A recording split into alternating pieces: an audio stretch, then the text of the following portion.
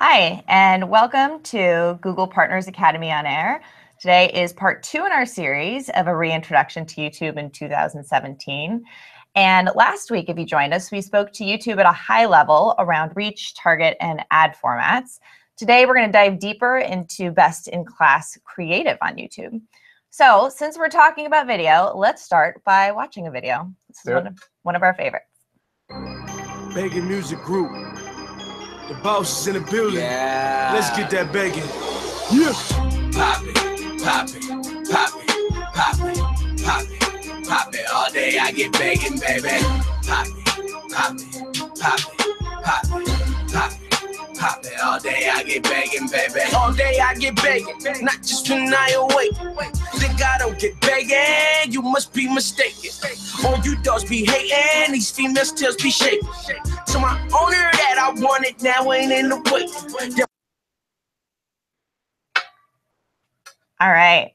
Well, again, today is how to make your video creative unskippable. My name is Julia Carr, and I am the global product lead on brand video. And my name is Yuchin Lee, and I'm the global product lead focused on video creation. But both of us are going to show you guys some really cool, neat video ads that we've seen out there. Yep. Cool. So let's get started. I wanted to do a quick recap on the previous session where Mark and Julia were leading that session. Basically, for those that have seen this will be a good review. But simply, as an app, in terms of YouTube, it is somewhere where people go and watch mobile video, about 1.5 billion monthly logged in viewers globally. And yes, you can watch YouTube on multiple devices. We really want to hone in on mobile as kind of the key area where we see a majority of watch time, basically people watching over 1 hour a day on mobile alone. So YouTube is the hub, the cornerstone of culture defining content. We talk about mainstream content when it comes to 2016 presidential election, or even trends that were born off YouTube, like dabbing.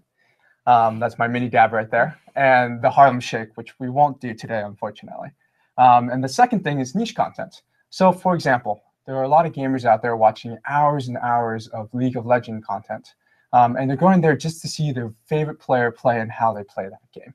So it's a whole hub of different types of content. And people come to YouTube to watch, to lean into content that's entertaining, educating, and inspiring.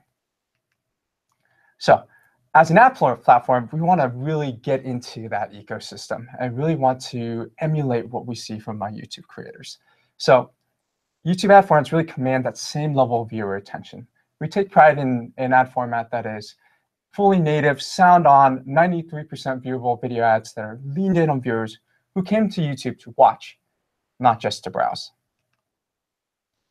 And a quick recap on ad viewability. We spoke last about the industry definition, not something that you need to fully memorize, but the one thing that we want you to take away from this is that the bar for viewability is quite low, as you see on the screen.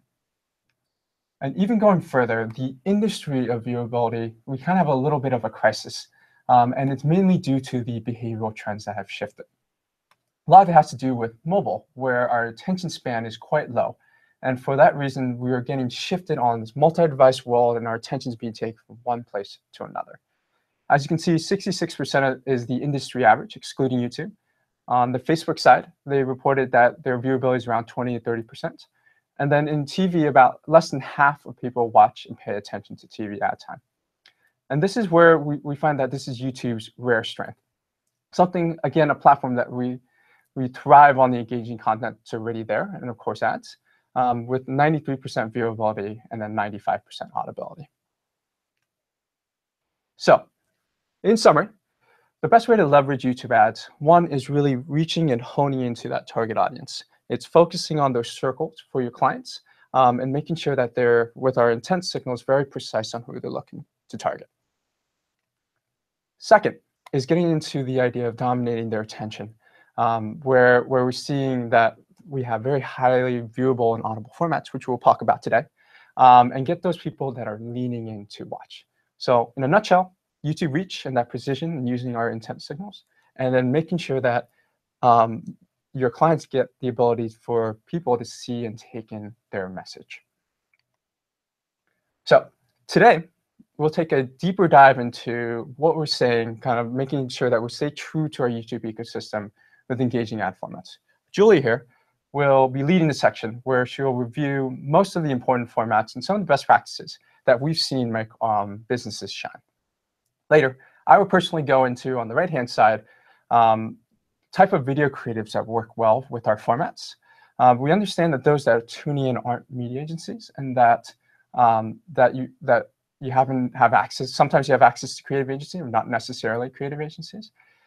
Bear in mind, don't worry. This is basically a simplified, top-level, really the best practices, so that you have baseline knowledge, and arming you with that to when you go to your clients, you can really disseminate what it takes to build a good YouTube creative. So, for further ado, I'm going to hand off to Julia to go over ad formats. All right, thanks, Chen. So as the global product lead on brand video, I work with a lot of the video formats on YouTube, really the most impactful video formats that we have.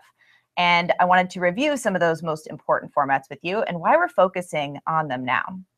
The theme around these is that we're building for viewer attention. Chen reminded us that attention is scarce, so we really want to build creative to capture that attention. Many video ads aren't viewable, so our top priority is to create formats that have a positive reaction from viewers, but also that are valuable to our advertisers.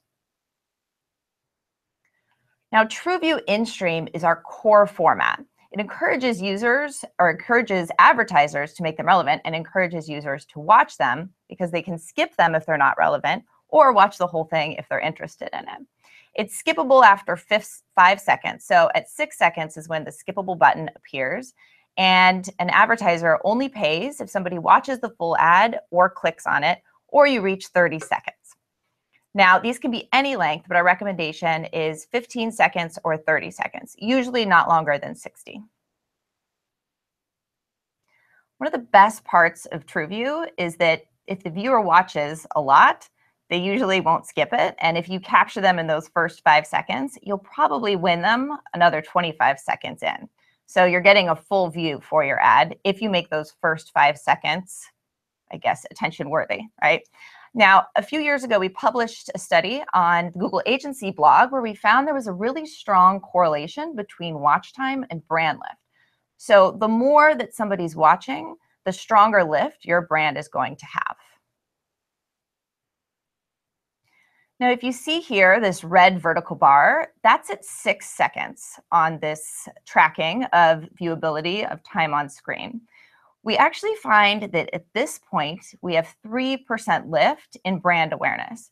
That might not seem like a lot, but if you think about it, in just 6 seconds, still getting a brand lift is pretty incredible. And this is on ads that weren't built for 6 seconds. This is on ads that are probably built for 15 to 30. Now, this is also why we created the 6-second ad, the bumper ad, as we call it. It's because we start to see that lift at 6 seconds. So this has really created the bumper format, that is, to optimize for a mobile experience where people are more skippy, as we say. So our other core format are bumper ads. We just talked about TrueView. Those are skippable. The bumper ad is non-skippable. This is our 6-second non-skippable pre-roll format. And this one's bought on a CPM versus TrueView, which is bought on cost per view, a CPV. The CPMs are really low here. As you can see, typically $6 to $8, whereas on TrueView, we usually see between 12 to 16. So even though these are short, we also find they're pretty effective. As I said, we looked at brand awareness, and we find with these, 9 out of 10 actually see a lift in ad recall. So we really think that bumpers and TrueView are the key combination to any media plan, and bumpers are going to be imperative to any advertiser who's on digital video. Now, to give you a few examples of bumper ads, we're going to roll a few videos for you now.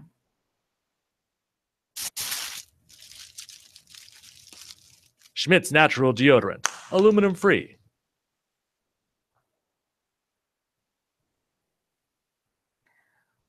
All right. So if we can keep playing a few more. Right now at Superdrug, there's better than half-price Nivea and Soleil Sun Care. That's it. You can watch a Dancing Cats video now. Okay. Go on, I told you about the great offers on sun cream at Superdrug, so you can press skip. Skip off or whatever it's called. Oh, no, wait, there's also great prices on the Beat Wax range. Brilliant. Right, you definitely can skip off now. What are you waiting for? What, another offer? Okay, let's see. There's 3 for 2 cosmetics. One by one, but being 6 seconds. So a lot of really great examples there. All right, the next thing I wanted to talk to after bumper ads are a few other formats, just so you know these are key formats that we have on the platform. One of them being our largest unit, the video masthead. The masthead is our largest branding unit and also our most expensive. It is bought on a cost per day. So unlike cost per view or CPM, these ones are cost per day units. And we've actually made a new video masthead for the desktop this quarter.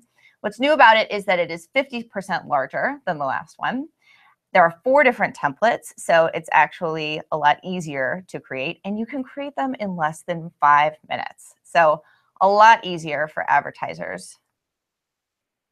Another one is TrueView Discovery ads. So we talked about TrueView in-stream, but we also have TrueView Discovery. These capture target audiences at key moments of influence when your audience searching for content.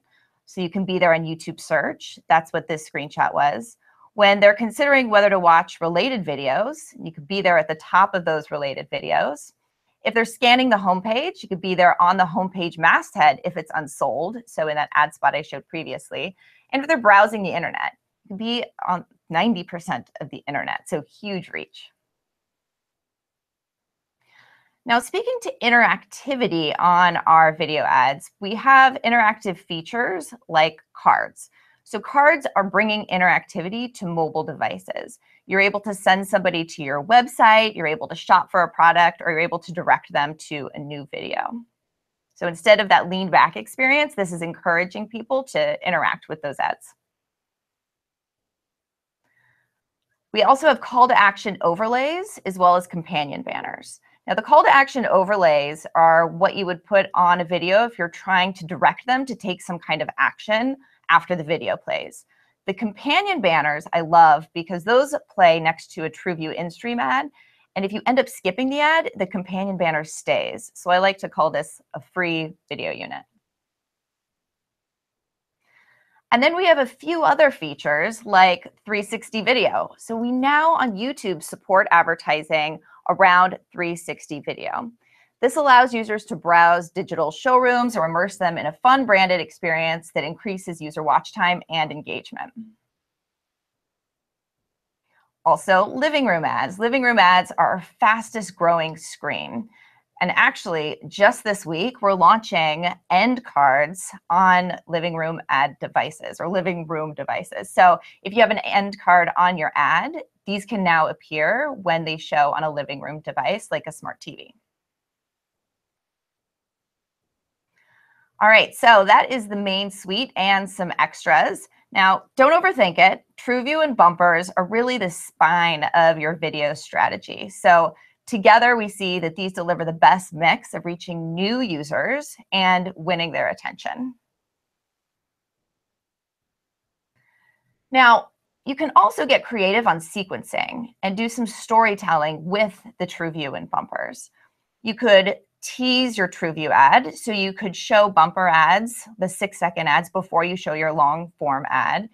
You can amplify your main TrueView ad by showing bumpers that get you that extra reach and frequency, or you can echo. So you show your TrueView ad and then you want to remind people that they saw it by showing the bumper afterwards. Also, there's a way to remarket with your long ad. So you have your long ad show, and then you have the bumper show after using a remarketing list to remind people of what you saw before or to direct them to take some kind of new action. Now, let's take a look at a few hypothetical examples. Let's say this first one is a furniture brand. They're promoting their spring sale. So scenario 1, and they want to target users 25 to 54, home decor enthusiasts, DIYers, furniture shoppers, people getting married, that type of thing. So the suggested ad mix here would be 80% of TrueView in-stream ads and 20% 6-second bumper ads. The reason that we're suggesting that is because they might not know about the brand. Not a lot of people have heard of this brand before. Not a lot of people know about this sale. you really need that longer form video to show the full message and to share the full story about your brand. And then afterwards, remind people, or during the campaign, increase that reach by showing the bumper ads as well. Now, in another scenario, let's say you're a Chicago restaurant promoting a new cocktail menu just for the summer, and you're targeting adults 25 to 34, of course, adults only. It's cocktails, Jen, come on. Absolutely. And they've got to be 3 miles within downtown. So we're getting really specific here. So most people have probably heard of this restaurant before, yet you still want to have about 30% in stream to show people, hey, here's what we're all about. Here's the new cocktail menu. 70% bumpers, just to remind everyone, hey, this promo is going on. So you don't necessarily need to show the full story the whole time. After all, it is just cocktails. All right, I'm going to hand it over to Chen. Thanks, Julia. Those are some very interesting formats out there that really allows us to really engage our audiences on YouTube, right? Yeah, especially those 6-second bumper cocktail ads. Oh, yeah. Sounds great. Perfect. So this section, just a quick intro again. I'm the global product lead, and I'm focused on video creative. So really excited to get to really simplifying what it means to build a good YouTube creative. And really the goal today is really to empower you to talk to your clients about creative and really start having that conversation. I'm going to disseminate the basic knowledge and expectation of what creatives work and what doesn't work on YouTube. And again, creative doesn't have to be perfect. There's a quick reminder that viewers are already leaned in, they're paying attention. As Julia talked about in terms of ad formats, these are our way of making sure that we're putting your best foot forward, and creative is just another part of that formula. So let's talk about creative, and regardless, like in terms of the creative that you see up here, that's where you know, okay, we might need a little bit of work because this is a little bit of a legacy creative. And today we'll just talk about the basic expectations of what works well. All right, let's start. So back then, it was a kind of a TV-intensive environment where the story arc used to be a passive viewing environment, where it's your classic story of you start, you lead in, you build, you have that big climax, and then the offer, and then the branding. And that's what we've seen traditional in ads, 30-second spots, 60-second spots. Nowadays, because mobile has come in and really flipped that switch, that script, you more have to start with an elevator pitch and start with an eye-catching hook. I'll give you a big example. I'm a big Arsenal soccer fan. If you know this, Arsenal is a team that plays in England. And I use the YouTube app to watch a highlight. So if an advertiser is coming in with a message, I want to make, if I'm the user and I'm making a choice, that message has to be very eye-catching, very quick, because of course I came to watch the highlights. And of course, if I'm the target audience that you're looking to go after, this is where the eye-catching hook and that subtle brand clues come into play. So as you can see on the right-hand side, in terms of an active viewing environment, you want to make sure that you have the eye-catching hook, subtle brand clues, a big reveal, and quick cuts. So I'm going to show you a quick video. You kind of had a little quick sneak peek on it, but the company called Superdrug, which is a UK retailer. And basically, this example really embodies this active viewing environment, taking advantage of that. Right now at Superdrug, there's better than half-price Nivea and Soleil Sun Care. That's it. You can watch a Dancing Cats video now. Go on, I told you about the great offers on sun cream at Superdrug, so you can press skip. Skip off, or whatever it's called. Oh, no, wait, there's also great prices on the Beat Wax range. Brilliant. Right, you definitely can skip off now. What are you waiting for? What, another offer? Okay, let's see, there's 3 for 2 cosmetics, and there's Rimmel Sun Trimmer for $2.99. Look, if you want any more, you've got to go to superdrug.com. Enjoy your Dancing Cats video. Amazing. So as you can see in that example, they really understood what YouTube watchers are watching and leaning into generating this level of attention and being very, very subtle of like, this is why I'm here, this is why I'm talking to you, and this is what I have to offer. So one way to really dispel how YouTube is a little bit different from the format from the creators on TV and Facebook, let's do a quick similarities and differentiation exercise. So compared to TV, in terms of similarities, both of us have a cinematic environment with sight, sound, and motion. In terms of differences, TV viewing, like we mentioned before, is a more passive and it's on a larger screen. So the actual insights to take out of this is, if you do have a TV creative, let's cut that TV creative and make sure that there's some good hook and pacing. Keeping in mind of the viewers that are on YouTube, they are looking to watch content, and this is a great way to capture their attention. Now, let's go to comparison to Facebook. Both mobile-first app-based viewing. In terms of the differences, again, we take pride on our strength is being able to be very viewable and audible so that we can get to pushing those longer watch times like we saw in the diagram that Julia mentioned, where there's that curve of people watching a video, but you got to be very crucial on that first view. And the actual insights here, again, is built for sound-on, full-screen mobile experience. So what we did is we took about 1,000 YouTube campaigns and did an analysis on what makes a good YouTube creative and how they perform well.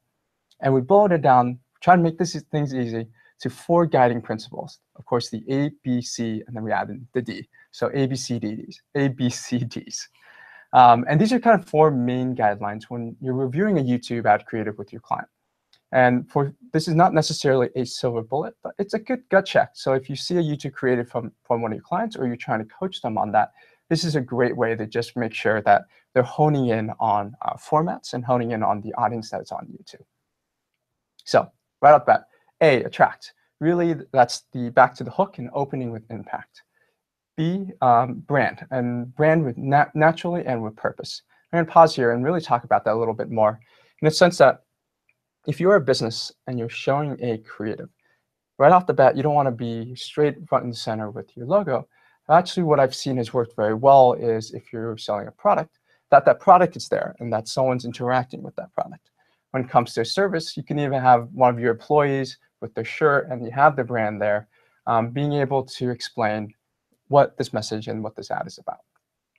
Next section, C, connect. Really tap into that emotion, that audio, that pacing. It's a little bit different than what you see from the TV world. And then the last one is be direct. And I think this is more making sure that you are very succinct and clear as to why you're showing as a business, and being clear on what the audience should do, have a clear call to action. And we broke it down on a technicality standpoint as well. So the A plus B is around the 5 to 10 second mark. Right off the bat, attract and brand explicitly or subtly. And then on the right-hand side, the C plus D is really where you can connect with the audience, give out your brand message, and lastly, be direct on exactly what they want to do, whether it's a clear jump to the website, give them a call, or even you're just disseminating a brand message and you want that to hit home. So I was just talking about TrueView ads and kind of the longer form, but Julia also mentioned that we have these exciting bumpers. And there are some principles here that will really help you guide the conversation on how to build bumpers. Of course, it's 6 seconds, super short. So the first principle is embrace that brevity. Don't try to do too much. Don't try to do 2 or 3 messages. You want to stick with one message, one value prop, so that it's inspiring, it's fun, it's compelling. Second principle is being clear and direct. Again, what's this campaign goal? What are you trying to hone in on? How you can advise your clients to say, okay, this ad is meant for X, Y, and Z. And lastly, viewers are going to see this. They're going to hear it. Back to the 93% viewable and 95% audible. But even further, it's a 6-second non-skippable spot. So we showed, actually cue that one example with Allegra, if you can. Their sneezing is cute, but not ours. Allegra, the fastest non-drowsy allergy relief. Perfect. Wanted to show you a quick bumper. But as you can see, the topic was sneezing, and the remedy was Allegra. And it's, again, very simple, one message value proposition, embracing that brevity. So this is another example, a good formula even that Southwest did, where how they broke it down as hook, line, and sinker. Now you can see as hook, simply grabbing attention, posing a question or stating something or stating a fact. Line, sharing that message. And then sinker, getting to what is that call to action? What do you want your users to do? Not sneeze. Not sneeze, right. Especially not sneeze. So to recap, the best way to really leverage YouTube ads, let's start with on the left-hand side, is being able to reach the right people and focusing on those real intent signals, drawing those circles for your clients, so that they understand if it's a cocktail party, that they're really able to hone in on that audience. On the right-hand side, we talked about this a lot in terms of dominating their attention with ad formats and having the creative really match that ad format with the 93% viewability, the audibility as well. All right. So We have Julia talk about next steps and what to look forward to. Thank you. Yep. We'll wrap it up here with next steps. So we need to plan the right mix of TrueView and bumpers, as we talked about. There's no one formula of do 70-30, 60-40, 50-50, whatever it may be. You need to look at your brand. You need to look at the creative and decide, is this bumper more something that we want to tease out the campaign with, or do we want to echo it and end the campaign, or during the middle, amplify it? So figuring that out, and also how well established your brand is, and then go from there. So step 2, once you figure out the right plan, create that 15-second ad. We would recommend a 15 or a 30. Those are, again, the 2 most common TrueView ads that we see on the platform. And then also don't forget that 6-second bumper. So ending your campaign by either cutting the 15 or 30 second or creating a 6-second from scratch. And as Chen mentioned, we want to have just one message per bumper. That doesn't mean you just need one bumper, though. We'd actually recommend a flock of bumpers, not a flock of seagulls, but a flock of bumpers. So a few of them that are 6 seconds, one message per ad. All right, I think we will actually cut to some questions now. A few people have been writing in, so feel free to enter any questions in the live chat box. Perfect. And we're just loading up this computer. Cool. Just scroll down, look at these questions. Thanks for submitting all of these questions here. Let's start with the first one. The first question is, what is the minimum and maximum length of a YouTube ad creative? Oh, that's a good question. I'll answer this.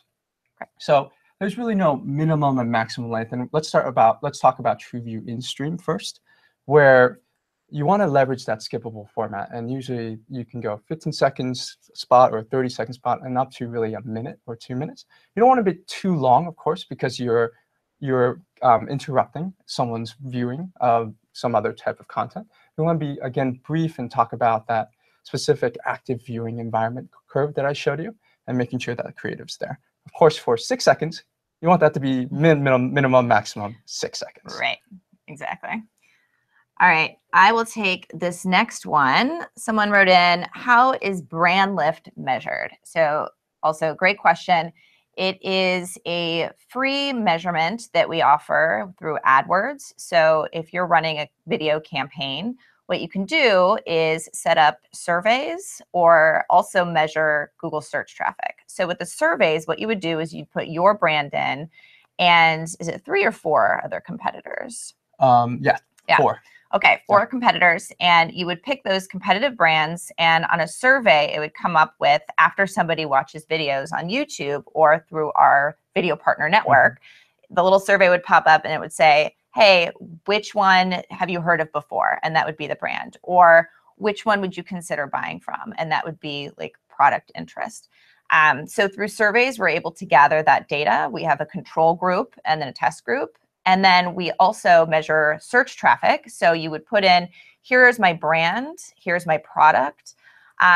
Even you could put in something generic, a generic product, and then it would measure those 3 categories. And we would see, after somebody sees the video ad, does search traffic for those key terms go up?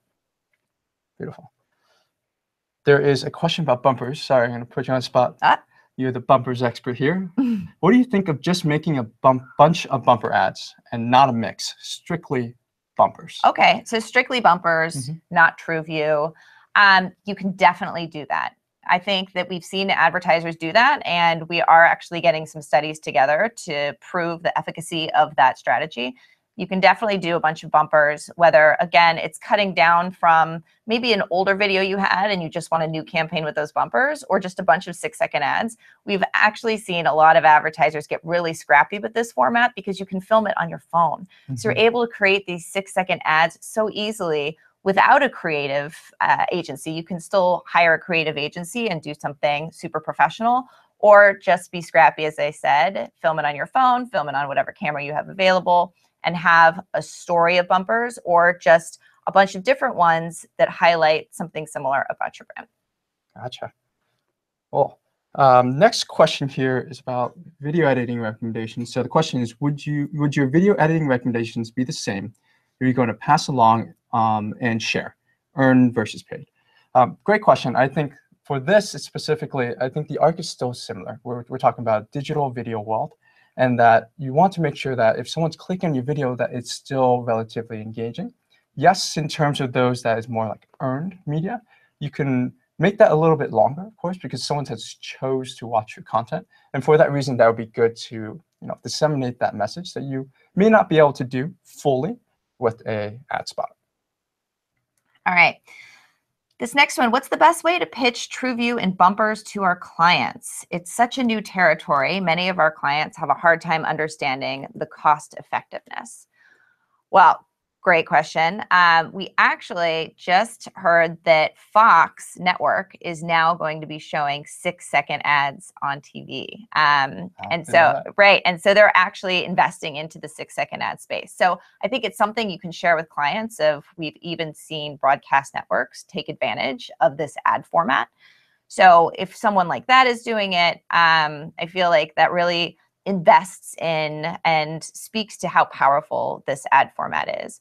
Plus, with TrueView, as Chen spoke about attention, you don't want to reach people if they're not interested in the brand. So selling the TrueView ad is saying you're really only paying for people that want to hear about your brand and hear your story. So why pay for a bunch of impressions that aren't even going to be viewable, or you're not reaching the right audience and those people aren't interested in it? Cool. So next question here, this is probably back to you, Julia. You mentioned something as masthead. What is that? Yes. Okay. So I'm using YouTube lingo here. This is the really large ad format that appears on the top of the YouTube homepage. So on a desktop, if you go to youtube.com, you'll see that really large banner at the top if somebody did buy that cost per day unit today. Or also on the YouTube mobile app, you can go there, and that very first home screen ad unit would be what we call the YouTube masthead. Again, cost per day format. It's really our largest format. And we were just talking before the show here that we have incredible unique reach. We've been seeing 50 million on desktop and 230 million impressions on mobile. So again, really huge branding impact format. Huge, sizable size of our U.S. population. Right. Yep. Those were U.S. specific metrics. Yeah. But the masthead is available globally. Okay, question here. How can I create a 30-second unskippable ad? I saw some and always wondered how they do it.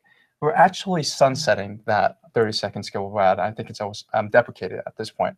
And the main reason why is we saw when users were watching this ad, they weren't very excited or happy about the experience. So we decided to get rid of that in favor for the 6-second bumper ads, which are, again, a very quick way of bringing out your message and being compelling.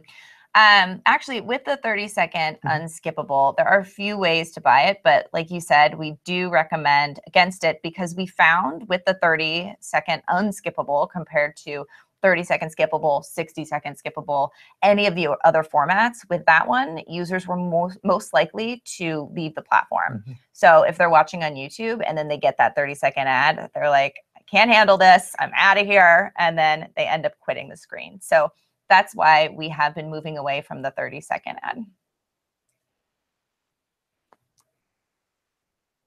All right, I think we can do one more question here. How about this one? Are cards only available on mobile devices? That was the screen I showed. And again, cards are the interactivity features where you can direct people to a website, to another video. With these, you can actually reach people on desktop, tablet, and mobile devices. So if you have a card and you put that in your ad, it seamlessly appears on all platforms. All right, great. Well, we can wrap it up here today. Thank you, everybody, for all of your questions. And thank you, Chen. Of course. Thank you. Of course. So just as a reminder, you can see last week's live stream on the Partner YouTube channel. And that was winning audiences with reach and attention with yours truly and Mark.